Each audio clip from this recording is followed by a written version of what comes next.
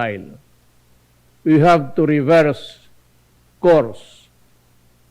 How then do we, as governments, reconcile our obligations to our own citizens with our responsibility to the rest of humanity? For the Philippines, we understand that we need to expand our notion of us beyond the nation, so we can work together to secure our common future. We recognize that only inclusive multilateralism can deliver the global public goods we need. And we believe that fairness, equality, and respect should always be the basis of our engagement with one another. Only with this can we correct the injustices that doom the downtrodden all over the world to a life of indignity, and for the thousands during this pandemic, certain death. Mr. President, the picture is bleak. It is a man-made drought of vaccines ravaging the poor countries. Rich countries hoard life-saving vaccines while poor nations wait for trickles.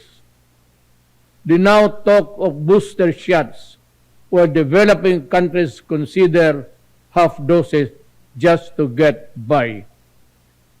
This is shocking beyond belief and must be condemned for what it is, a selfish act that can either be justified rationally or morally. The plain fact is, this pandemic will not end unless the virus is defeated everywhere. Vaccines are key to achieving this. This is why the Philippines committed $1 million to the UN's COVAX facility. This is our modest contribution to our collective fight against COVID-19. We strongly urge our privileged partners to fully support the COVAX facility and further strengthen other cooperation mechanisms.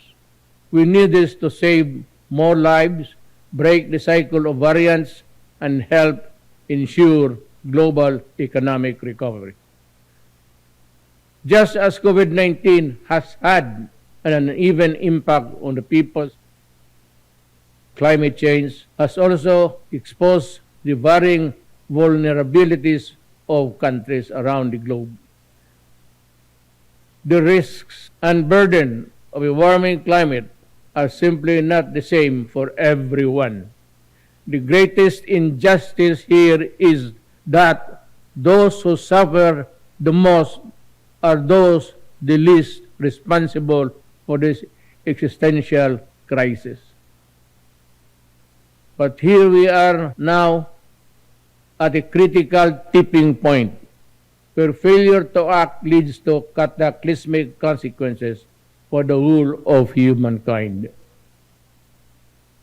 The Philippines accepts its share of responsibility and will do its part to avert this collective disaster. We submitted our first nationally determined contribution with a target to reduce greenhouse gas emission by 75% by 2030. I issued a moratorium on the construction of new coal power plants and a directive to explore the nuclear energy option. But this contribution will be rendered useless if the biggest polluters, past and present, choose to do business as usual. We therefore appeal for urgent climate actions, especially those who can truly tip the balance. Developed countries must fulfill their long-standing commitment to climate financing, technology transfer, and capacity building in the developing world. This is a moral obligation that cannot be avoided. Our world's transition to a green economy must not be at the expense of developing countries' economic vitality. It simply cannot be, or it would be another travesty of justice. Mr. President, the Filipino people aspire for stable, comfortable, and secure life founded on freedom, justice, and equality. We have made significant strides on this after more than a century of nation building. Today, the Philippines is a middle-income economy and a thriving democracy. But difficult challenges remain. This we do not deny. Millions of Filipinos work abroad under the most difficult and inhumane of circumstances. We call for the abolition of all structures that allow exploitations and oppression of migrant workers. The kafala system is one such behemoth that chains the weak, the desperate, and the voiceless to an existence of unimaginable suffering. Nothing can justify the continued existence of this unjust system. While reforms have been made, the kafala system must be dismantled sooner or later in the name of justice and basic decency. The Philippines seeks stronger partnerships to protect the rights of the Filipinos and realize the full potential of our nation. But let me be clear. What we mean is partnership that respects our people's agency. Let me say this again. My government has a mandate and obligation to my people. We will deal with all criminals, including terrorists, with the full force of our laws. The Filipino people want to live in peace, security in their homes and communities, free from harm and danger from the lawless. But achieving this goal has not been without challenges. I say this in no uncertain terms. The law applies to all. I have instructed the Department of Justice and the Philippine National Police to review the conduct of our campaign against illegal drugs. Those found to have acted beyond bounds during operations shall be made accountable before our laws. We have recently finalized the United Nations, our joint program of human rights. This is a model for constructive engagement between a sovereign member state and the United Nations. Meaningful change to be enduring must come from within. The imposition of one's will over another, no matter how noble the intent, has never worked in the past, and it never will be in the future. How many more countries shall be made to unravel and descend into chaos before the powerful heed the simple lesson? In dealing with complex problems in nation building, let us consider pragmatic approaches that square ideals with reality. Sure, they may lead us to imperfect solutions, but solutions nonetheless that actually work. We will pay the price for the misadventure of the few that spiral into humanitarian disasters. The Philippines, in line with its long-standing humanitarian tradition, has opened its doors to Afghan nationals, especially women and children fleeing the conflict. As one global community, we must do our utmost to help the Afghan people and all those who continue to suffer. For the Rohingyas, I have instructed our Department of Justice to work closely with the UN High Commissioner on Refugees to prepare a cooperation program for a specific number of Rohingyas consistent with our capacities. The Philippines has limited resources during these extraordinary times. But what we can do for humanity and will uplift human dignity we will. Mr. President, in a period of profound geopolitical change, it is vital that all countries, big and small, commit to the rule of law fully and firmly. For a world without law is a world of disaster, where the weak is at the mercy of the strong. There can therefore be no other acceptable basis for a global order but the law. We must resolve disputes peacefully, as we manifested in the Manila Declaration of Peaceful Settlement of International Disputes.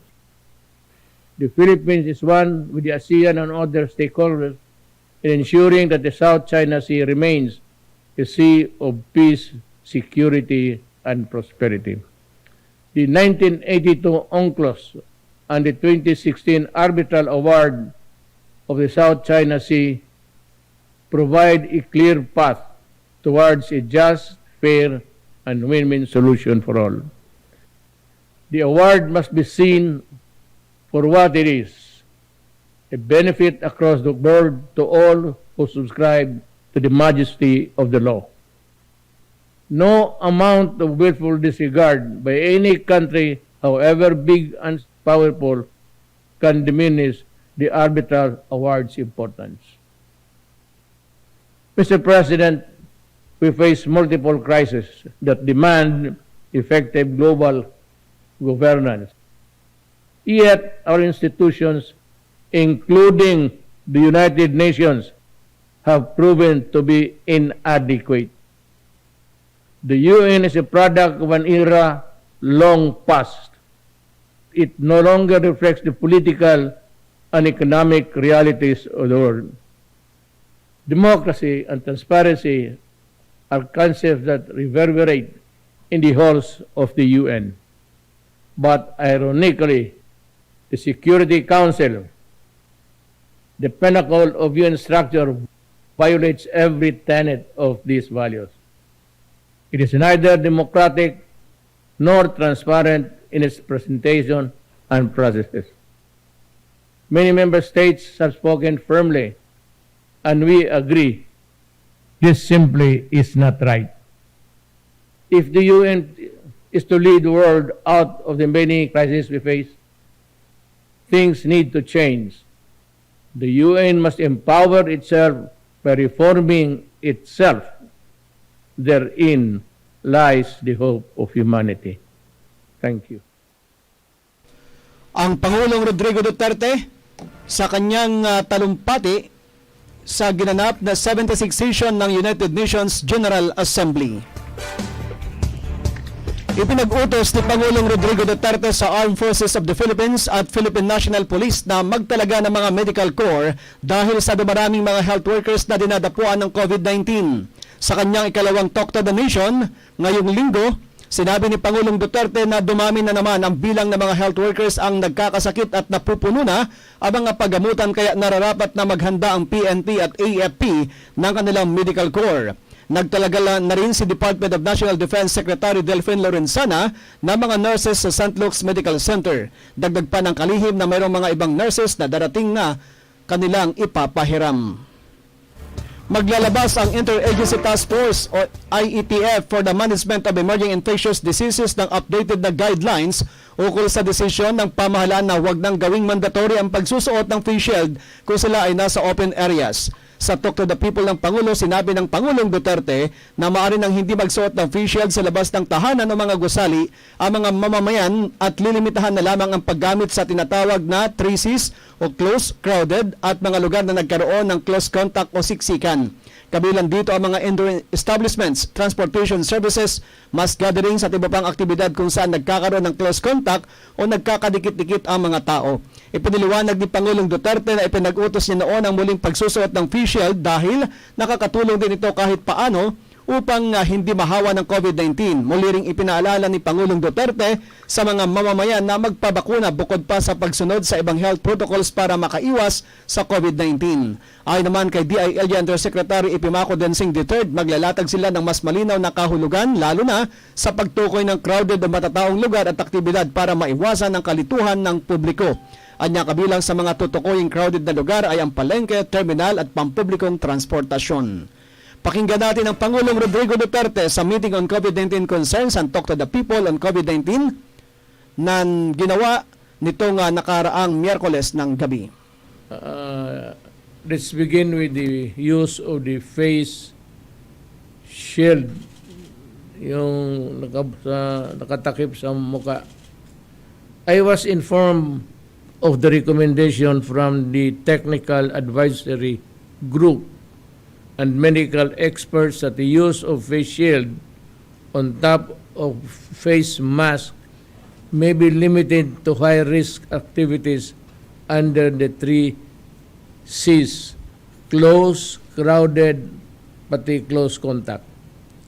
This may include indoor establishments and transport gatherings, other activities that promote close contact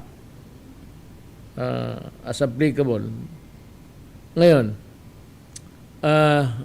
sabi ko, takot ako sa lalo na yung pagdating ng COVID-D. I got so scared that I ordered the reimposition of the face shields. Ang akin naman ito, sabi ko, basi gaano kaliit yung contributing factor niya to avoid COVID, okay na lang, what's inconvenience. But I was informed that the Technical Advisory Group and the medical experts on the use of face shields pwede na tanggalin sa labas. No more face shields outside. Ang limitasyon, ang face shields gamitin mo 3 C's, 3C, S with S, 3 C's. Closed, whatever facility, hospital, o basta magkadikit-dikit. Crowded, ganun rin. It's a crowded room, tapos close lahat, mas delikado, at saka ang close contact kung magkadikit-dikit ang tao. So, dyan, applicable pa rin ang face shield. Other than that, I have ordered, kung ganun lang naman, sabi ko, then I will order that we accept the recommendation itong executive department, and just remember yung bawal, yung 3 C's: crowded, closed, and close contact. Sarado, crowded kayo, tapos close contact. Yang tatlong na yan, face shield is a must pa rin. Yun ang recommendation. Labas sa tatlong limitations, pwede na hindi na gumamit. Yun ang recommendation, yun ang masunod. Hindi naman ako expert. Mine was just what you would call a knee reaction nung dumating yung balita na pumapasok mabilis na ang pasok ng COVID dito sa ating bansa. So, I have ordered that the implementation guidelines be issued immediately. Now, dito naman tayo sa Senate Blue Ribbon Committee hearings. After 7 hearings of proving nothing, no ghost deliveries, no illegal procedures, the Senate Blue Ribbon Committee continues to conduct their witch hunt.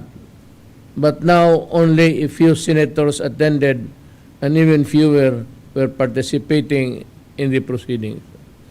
Sabi nila, bakit si Duterte dinidepensa yung Parmalin?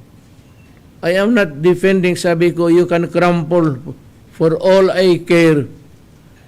Durugin na ninyo yung mga kumpanya na nandito sa Pilipinas.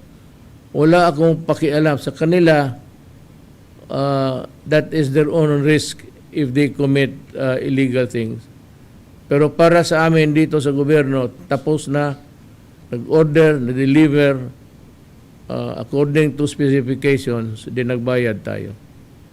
All in accordance with the guideline of the Bayanihan 1. Clearly, even other committee members and other senators do not mention in public are starting to lose interest in its useless political circus.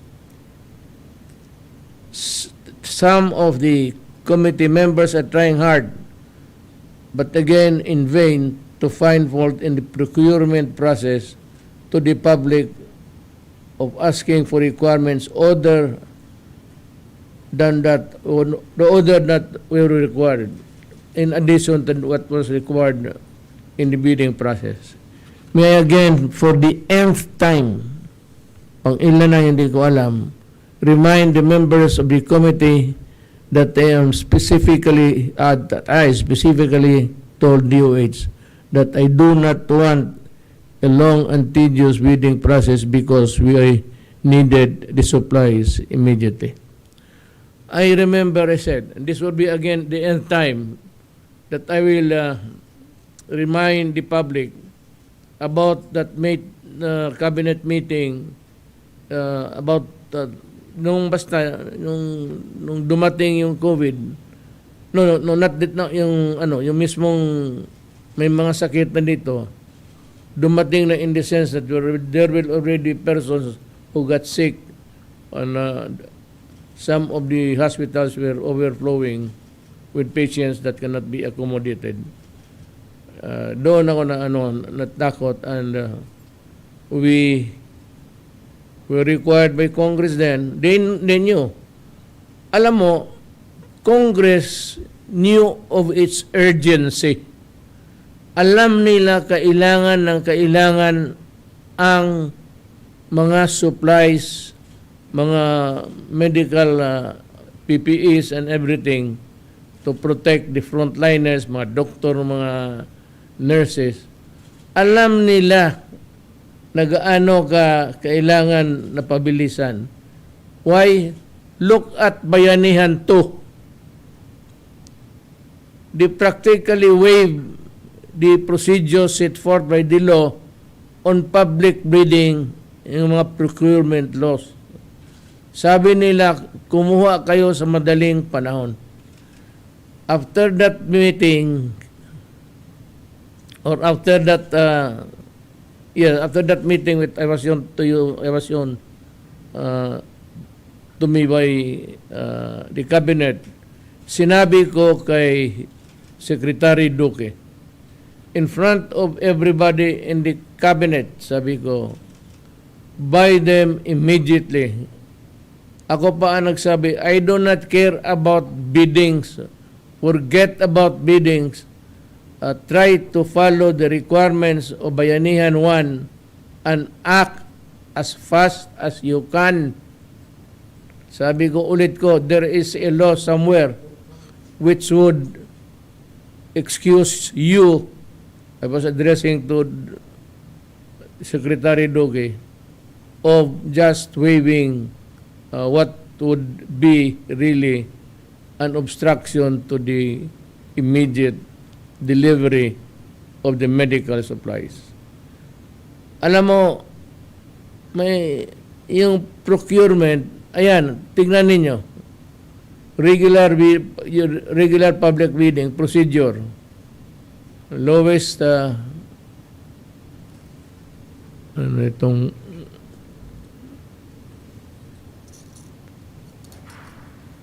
tingnan ko nga, calculated and responsive bid. Ito, kailangan ito is 26 to 136. 26 to 136 days. Na dito tayo sa negotiated procurement under the emergency cases. Procurement of goods under RA 9130. Timeliness. Yung pagkailangan, nandyan ka agad. O yan, sa 6.8. There is such a, wala pa yung bayanihan 1. Dito, you are also required to buy emergency and urgent cases of procurement. Na dito tayo sa bayanihan 1, ilang araw ang binigay. 2 to 5 days. Most expeditious manner of procurement. Verbal agreement lang dito. Kasi turo-turo lang, kasi nagmamadalian. Yun ang diferensya. Makita ninyo na yung ginamit natin yung Bayanihan 1. Yan utos ng Congress. Hindi yan utos ng presidente o cabinet member. And even if it's there, we have no power to do that. Again, a bidding takes a minimum of 20 days to 100 days. Patay na lahat ang mga doktor pati nurses. Nagbagsakan na nga.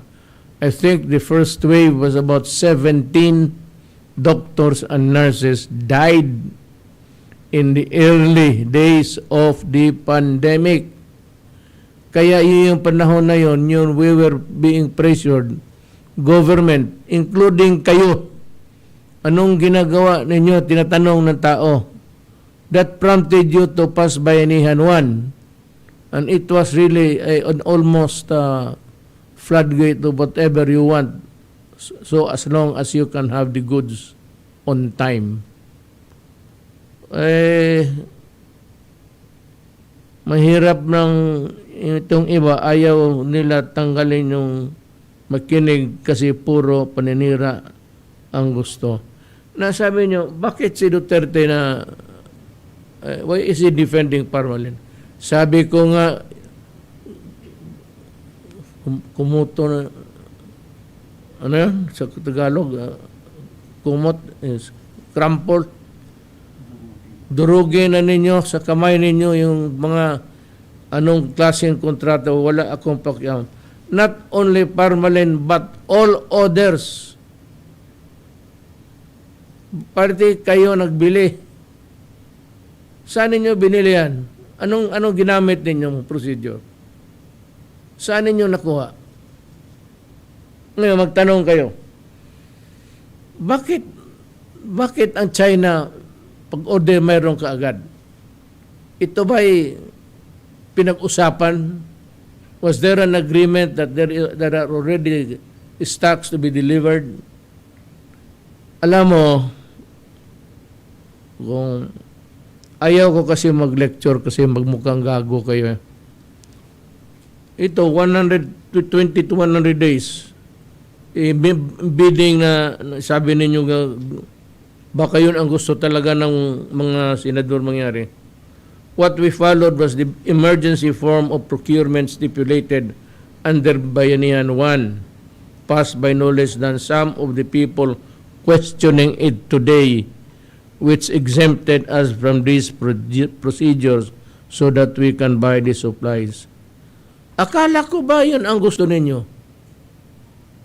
O sa pagdating ng panahon, pinipirito ninyo si Duque. Duque had nothing to do with it. Hindi, ang DOH was not the purchasing entity. It was DBM, PSDBM. Wala siyang kamuang-muang dyan. All that he had to do was to accept the delivery. Ito si Pangilinan, ang sabi niya effectivity date naman ng bayanihan ang pinagsasabi. Ito sabi ko, ano klaseng senador ka? Mag-debate ng technicalities habang mayroong global pandemic. You know, you do not go into such trivial matters as long as the property, the money of the Republic was well protected, and that the goods that we bought reach to their intended beneficiaries. Yun ang atin. Hindi naman sigilaway na technicalities dyan. Ang nangyari nga, nandyan na sa atin, hinayjack pa ng ibang bayan. Alam mo bakit? May pera sila eh. Sabi na ito, nag-order tayo. Pag nandyan na sa kakargo sa warehouse, may magpunta, bilhin niya, offering a much higher price. Hindi natin magawa yan. We're not supposed to do that. We cannot pay in advance. Remember, nakapusas yung kamay natin. In a way, it protects the people's money. I agree.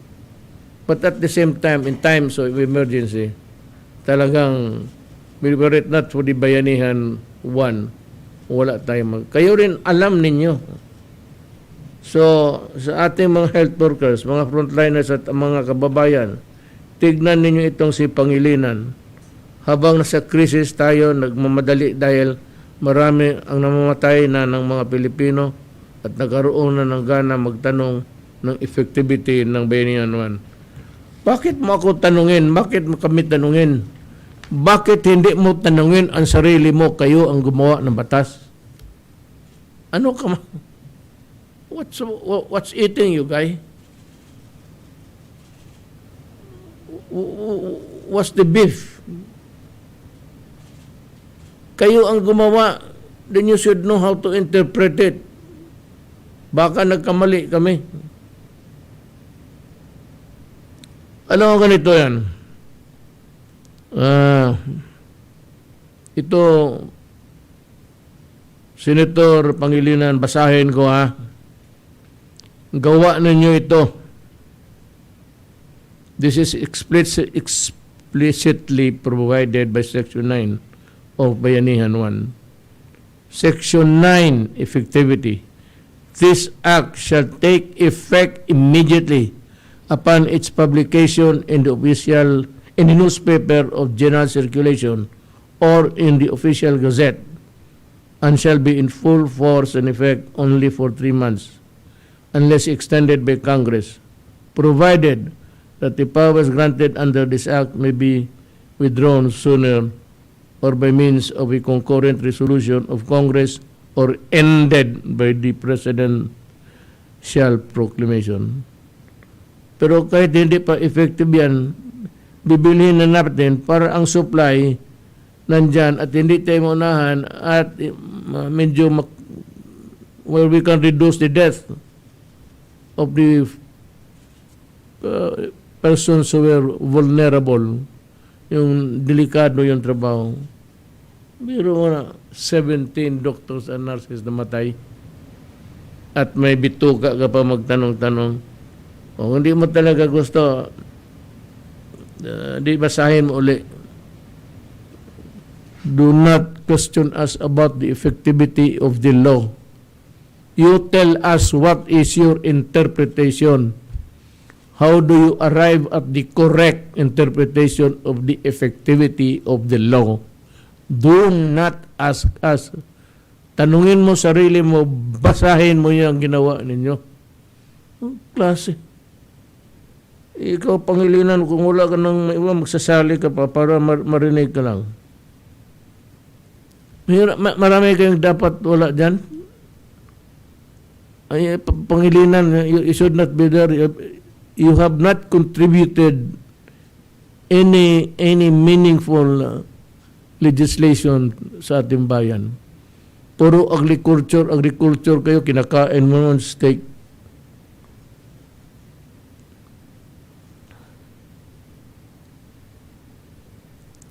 Puro kayo analysis, at it results to a paralysis. Kayo daw ang magtrabaho. Madali malamag sulat ng batas. Kaya ako, i-dictate ko lang yan eh. Basahin mo nang mabuti. Bakit mo kami tanungin? Kayo yung gumagawa ng batas dyan. Ito si Gordon. Ito naman Gordon, ang price ceiling, ang pinakamataas daw. Ito naman si Gordon, nagmamarunong na naman sa economic. Sabi, 24 pesos lang daw binili at isang kumpanya, formally. Ang mas sa isang supplier, tapos binenta ng 27. That's a 3 peso difference. Alam mo, kung ikaw ay a trader or a company manufacturing the mask or the plastic shields here, it could be cheaper. Ito imported to lahat. So, kung ikaw, ano bang negosyo mo ngayon, Pangilinan? Kung ikaw magpasok ng negosyo, malugi ka, gago ka. You are in the business. It would be a Chinese, a Russian. It could be an Indian or African. Pagka pumasok ka ng negosyo, kailangan kumita ka. Magpalugi ka, gago ka. Following your theory, ganun talaga. I would like to itong price ceiling ni Gordon insisting. I would like to call demand yung tao na alam talaga niya ang horizon. Alam niya kung anong nangyari sa ekonomiya, kung ano dito, ano dyan, anong wala, anong meron. I'd like to call on Secretary of the Trade and Industry, Simon Lopez, to explain. Secretary Lopez, kindly help the senators. Good evening, Mr. President. Good evening, ES, Senator Bong, sa ating po mga kasamahan sa kabinete, sa gobyerno. Mr. President, naalala po natin nung isang taon na at that time, nung mga March, April at May, sa kakulangan ng mask at bago pa lang ang pandemya na lahat ay nangangailangan ng mask. At imagine po natin, nanggaling tayo sa lugar na kalagayan na wala namang nangangailangan ng face mask. So all of a sudden, milyon-milyon ang nangailangan. And hindi lang sa Pilipinas, sa buong mundo. Kaya talagang may kakulangan sa ibang mundo, sa ibang bansa, pati na, lalo na dito sa atin. Kaya po yung presyuhan ng mask noon, tinitrace po namin yung mga price monitoring. Actually, lagpas pa nga ng mga 30 pesos. Even nagpa-canvas din tayo, magkaroon lang ng supply, ang presyuhan ay nasa mga 38 pesos sa paggaling Amerika, paggaling Europe may 29 pataas at Asia mga 30 pesos. Kaya naalala ko yung ating ang SRP na ini-issue po ng DOH at kasama po ang DTI sa pag-implement ay 28 pesos. Doon pa lang sa March 16.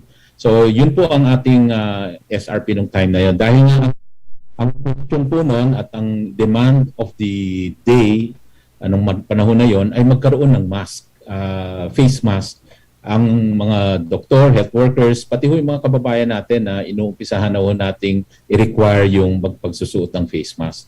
Kaya ho talagang with that shortage, ang taas po ng presyo, higher than 28. Kaya po sinet po ng DOH at 28 pesos ang suggested retail price. At yun po yung supposedly maximum.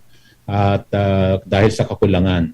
Over time, nagkaroon na rin ng production at ang supply nag-improve. So I think towards August, nagbabaan na unti-unti yung mga presyuhan. Pero nung tinrace natin yung mga SRP, yung suggested retail price, yung 28 pesos ay SRP mula March hanggang August. At towards August ay binabaho sa 25 pesos. Ibig sabihin, nasa ganung level pa rin ang SRP natin nung panahon na yon. Kaya kung ang tulad ng nire-relay po ninyo, kung ang call of the day is to get hold of the mask as many as we can, parang yun ho ang demand sa ating mga bumibili, I think talagang kukunin nila ang lahat ng stocks na pwede nilang makuha. In fact, at that time, at whatever price. Dahil ang iniiwasan ho natin ay yung walang proteksyon ating mga healthcare workers at mamatay, magkasakit. Kaya po napaka-importante ho nun. Kaya ho, importante ho talaga yung Yung time was of the essence at that time. Yung talagang lahat ng makuha nating stocks at whatever price na negotiated at that time na available. At yung nakuha nga po ng PSDBM ay presyo na mas mababa doon sa SRP na sinet po natin locally.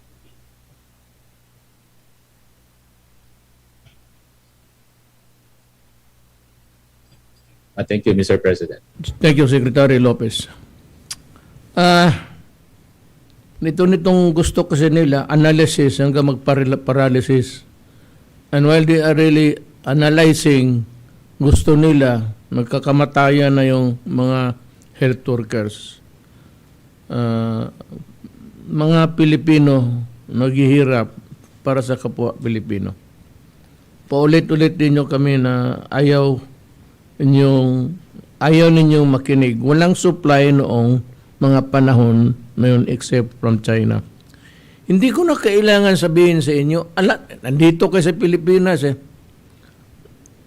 Why would bakit kami tanungin ninyo ng mga bagay na ito na kamu mismo, Pilipino, nandito kayo sa Pilipinas yung panahon na yon. That is why it prompted you to pass a law, an urgent law. Alam niyo yung mga laro na wala ngang supply. Ang sabi ko sa iyo, bakit ang China meron? Because China all alone were wearing masks even before the pandemic. Because China, nagpunta rin ako ng ilang beses, magdabas ka isang beses, magmask ka because of the pollution sa kotse.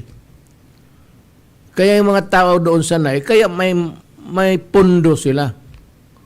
Kaya itong mga trader, alam nila kung saan yung hanapin kaagad. Pag sabi, kailangan nito, madali na nilang hanapin doon. Hindi ang sabihin mo na manufacture overnight, minadali, para makaabot ng mga bidding. May supply talaga ang China ng mask because they use it every day. Kagaya ng, well, of course, the Japanese, ganun rin. And to a certain extent, the Koreans. Ganun ang practice nila. Kaya kasi ang tanong ninyo, baka minadali, manufacture ka agad-agad para mahabol doon sa bidding. Meron ng stock ang China. Kasi halos lahat ng tao doon nagbibili dahil nga sa pollution. That was the explanation given to me. Wag sabi wag mo kaming anuhin. Remember that we had this a little commercial ties with, and you can always ask for an explanation whenever you want it. Marami silang mask. Kaya nagka-produce ka agad. Because ginagamit nila pandemic or no pandemic. Well, one of the reason is may kumisipon sila, may ubo. Yan. Or itong pollution. The advice of government was to use it.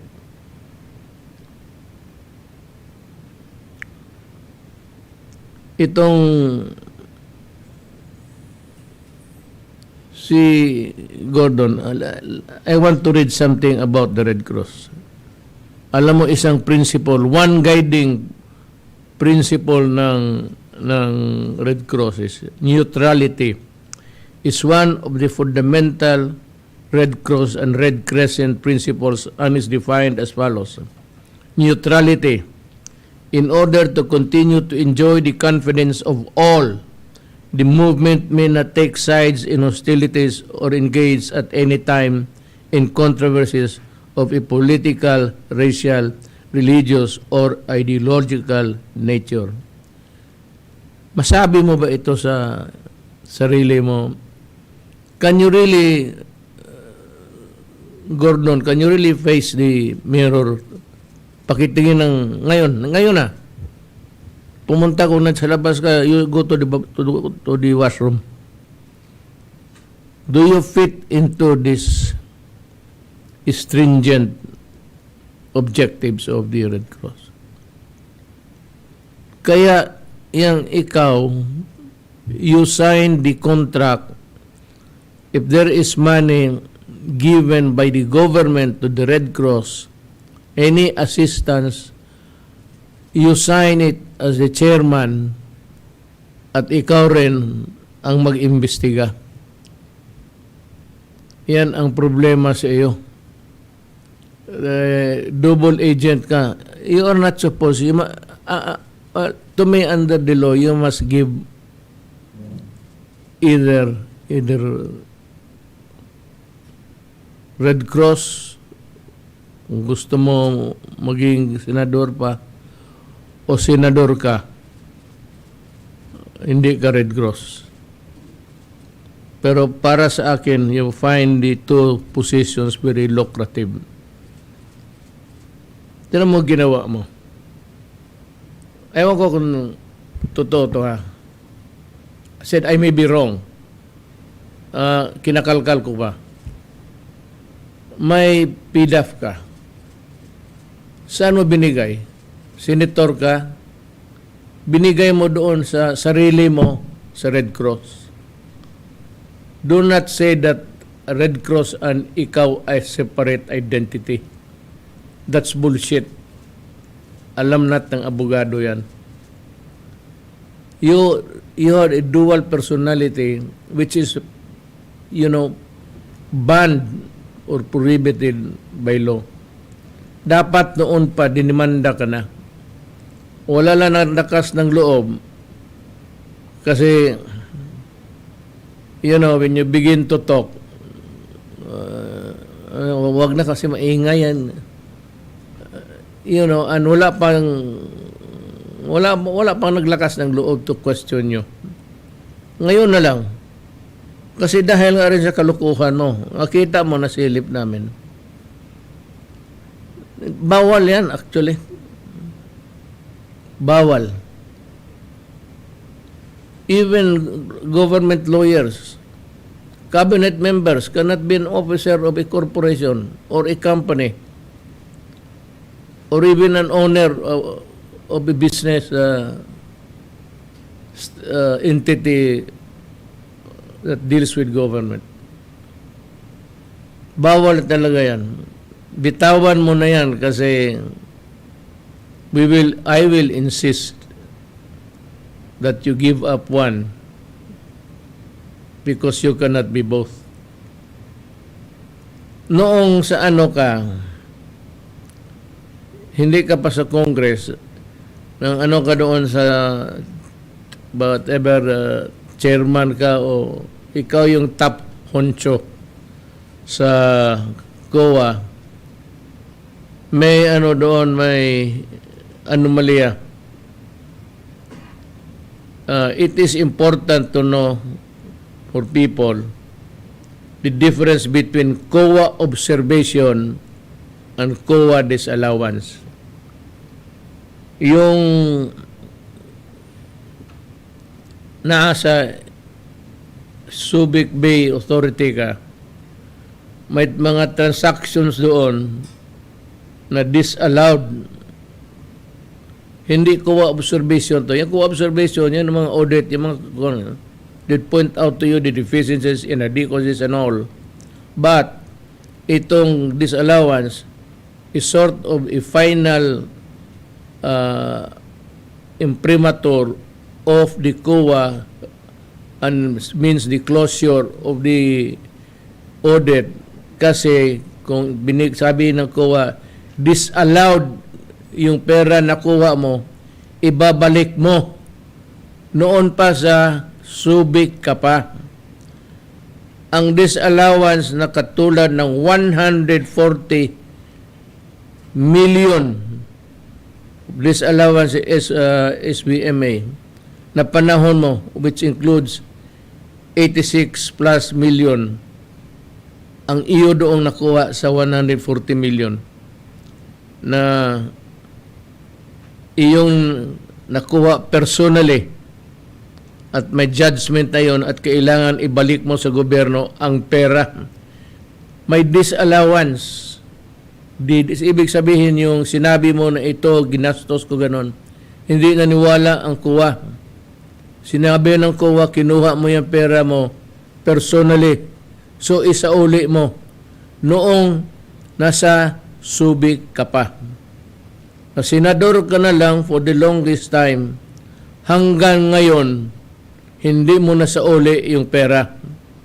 So, I would like to inquire from the ombudsman if there is a case filed against you because lahat na disallow and the money was not returned, the money was not used in the right way, it